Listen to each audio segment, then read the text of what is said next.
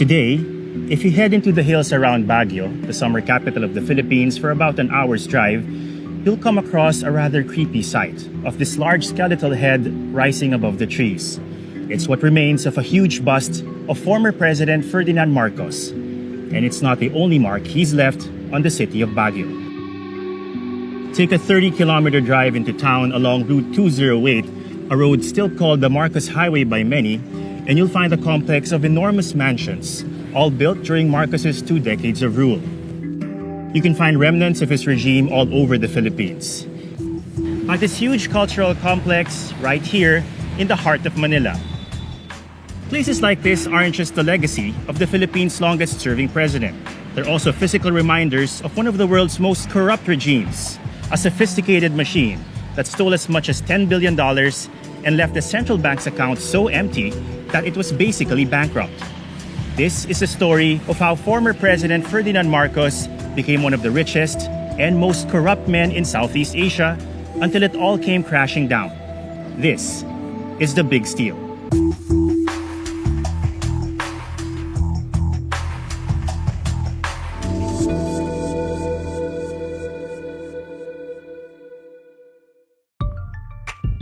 Marcos came into power on the back of a populist campaign that promised to, among other things, make the country great again.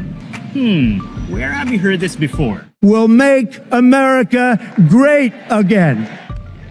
The election was a combative and bitter affair that ended with his rival, former President Diosdado Macapagal, calling Marcos a murderer, as well as a thief, a swindler, a forger, and a threat to the country. You see, by 1965, young Marcos had already been tried and convicted for the murder of a political rival of his father, a small-scale strongman in his own right. He later overturned this conviction on appeal and then painted himself as a war hero. But not just any war hero, just the Philippines' most decorated war hero. A former World War II soldier who claimed to have received every single award and medal that was available at the time. In hindsight, all of this, the allegations of theft, the murder, the false claims of grandeur, seem like stark warning signs. But hindsight is 2020, and by 1965, Marcos was already in it for the long haul. He established close links to the military, declared martial law in 1972, was accused of countless human rights abuses, and began to siphon money out of state coffers while enriching his friends and allies. And he did all of this while he and his wife, First Lady Imelda Marcos, flaunted their wealth and hung out with some of the richest, most powerful, and fashionable people of the day. The couple had the houses, the jewels, and a collection of shoes that remains a thing of legend to this day.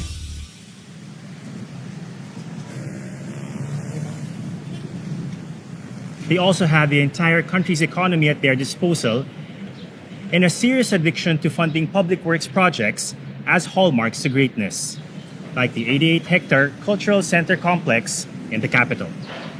Here's a gruesome story about one of the buildings, the Manila Film Center, built in record time to host A-listers at an international film festival.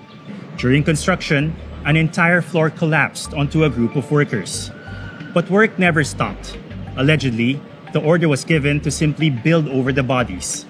Such was the impunity Marcos acted with because he was allowed to. A few buildings in here have turned out to be complete white elephants, like the $25 million Manila Film Center that became a venue for screening raunchy films in the 80s. The $37 million Coconut Palace, built for the Pope's visit, but was chastised for being too opulent by the pontiff himself, who chose not to stay there. But during the time of construction, these inspiring structures were for showing the world, as Imelda puts it, a pretty face. In fact, one reason the Marcoses stayed in power for so long was because they were so good at showing pretty faces. In the 1960s, the world was locked in a Cold War, and when America looked at the developing world, it may have been thinking that a cooperative tyrant makes for a better partner than a democratic but unfriendly government. The US backed the Marcos regime for a very long time, tolerating gross human rights violations and world-class corruption. As Franklin Roosevelt puts it, he may be a son of a bitch, but he's our son of a bitch. From day one, Marcos too branded himself as a staunch anti-communist, winning the affections of at least 4 White House administrations. He even graced a 1966 Time magazine cover for his, quote, dynamic and selfless leadership. But towards the end of his 2 decades of rule, the tide had turned against the Marcoses from within the Philippines. 1983, the Filipino economy was in shambles. Marcos's endless borrowing had chalked up a foreign debt 4,000% greater than that before his presidency. Human rights abuses multiplied. And not only did Marcos not manage to quash the communist insurgency, its numbers have exploded in response to his regime's brutal rule. In fact, remember the statue?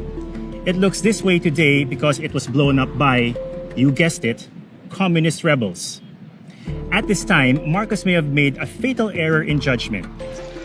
With his iron grip on the country, it is believed he masterminded the assassination of opposition leader Benigno Aquino, giving his American backers no more reason to defend him from an incensed public.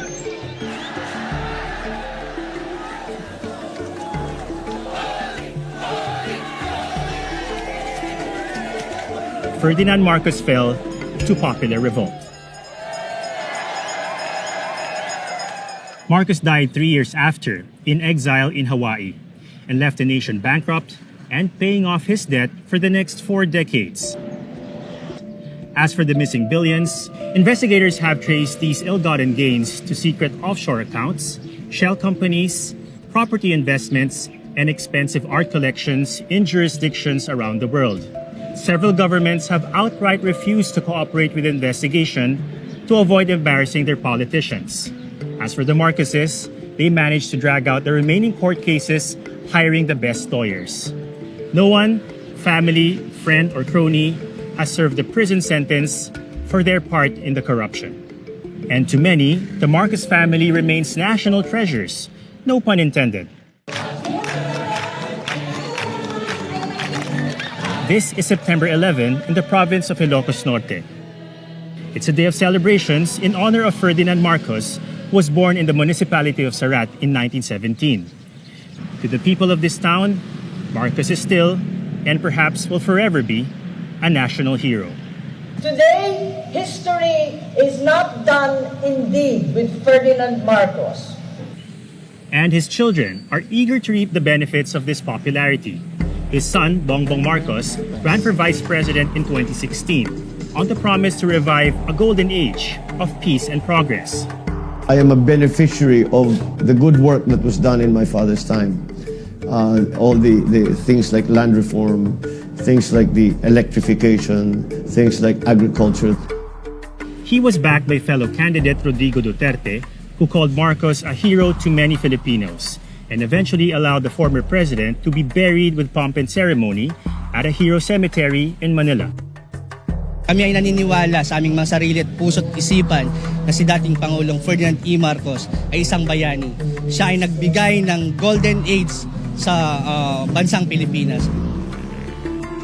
Many Filipinos have bought into the narrative peddled by the Marcoses, which sends a message to politicians everywhere that corruption ultimately pays. The practice of mixing politics and business has existed for centuries in Asia. At one point, such cooperation was even praised by the World Bank for greasing the wheels of growth, until it sent economies crashing down in the 1997 Asian financial crisis. Today, the practice has a name: crony capitalism, a term popularized during the Marcos era. It has also experienced a golden age in the past 2 decades, giving us a third of the world's billionaires today. When